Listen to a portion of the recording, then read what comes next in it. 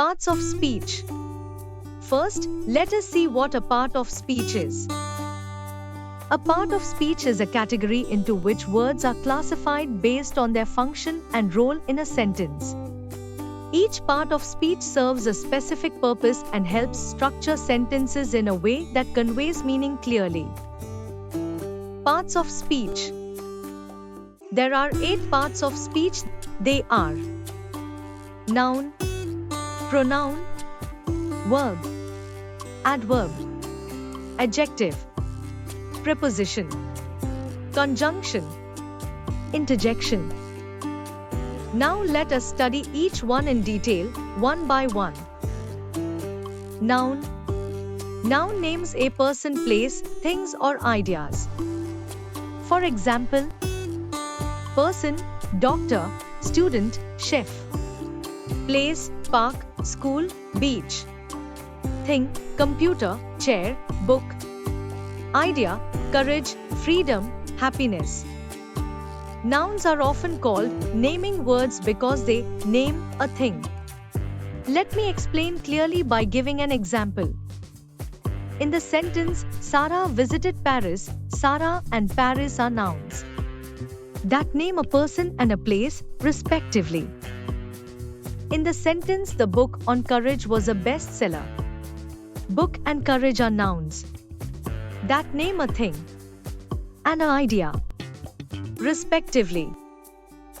Nouns can be broadly classified into proper nouns, common nouns, abstract nouns, concrete nouns, countable nouns, uncountable nouns, collective nouns, compound nouns, possessive nouns. Proper nouns and common nouns. Proper nouns. Nouns that are used to name a person, place or thing specifically are called a proper noun. Proper nouns always begin with a capital letter. Examples: John, London, Amazon, Microsoft. In the sentence, David came back from London. David, name of a specific person. London, name of specific place. Common nouns. Common nouns are those nouns that refer to a general name for people, places, things, or ideas. This means that, unlike proper nouns, they are not used to identify specific people, places, or objects. Common nouns are not capitalized unless they appear at the beginning of a sentence. Examples: dog, city, book, happiness. In the sentence, the children are going to the school. Children and school are common noun for people and place respectively. Let's learn more by taking a few more examples. In the sentence, Maria traveled to Tokyo for her summer vacation. Maria and Tokyo are proper nouns for name and place respectively. In the sentence, the woman traveled to the city for her summer vacation. Woman and city are common noun for person and place respectively. In the above examples, as you can see, both sentences are similar, but the proper noun uses specific names, whereas the common noun uses general terms. As you can see here, proper nouns always start with a capital letter, while common nouns do not, unless they appear at the beginning of a sentence. Abstract nouns. Any entity that cannot be perceived by the 5 senses of the human body are called an abstract noun. Which means an abstract noun is the name for something that cannot be seen, heard, touched, smelled, or tasted. Examples: freedom, love, wisdom, courage. In the sentence, you should not misuse the freedom you are given. Freedom is the abstract noun. In the sentence, honesty is the best policy. Honest is the abstract noun. So, abstract noun represents a concept or quality rather than something physical that you can see or touch. Concrete nouns. A concrete noun refers to objects that are material and can be perceived by the human senses. W2H means a concrete noun is a name for things you can see, touch, hear, smell, or taste. Examples: apple, chair, music, dog. In the example, the dog barked loudly in the yard. Dog is the concrete noun. In the second example, I borrowed a book from the library. Book is the concrete noun. Countable nouns. Countable nouns are those nouns that can be counted or measured. Countable nouns can have both singular and plural forms. Examples: book, books, chair, chairs, car, cars. In eighth example, Tom brought 10 packets of Lay's for the trip. 10 indicates that packets is a countable noun. In the sentence, Mom asked me to buy a dozen eggs, the term dozen specifies the number of eggs.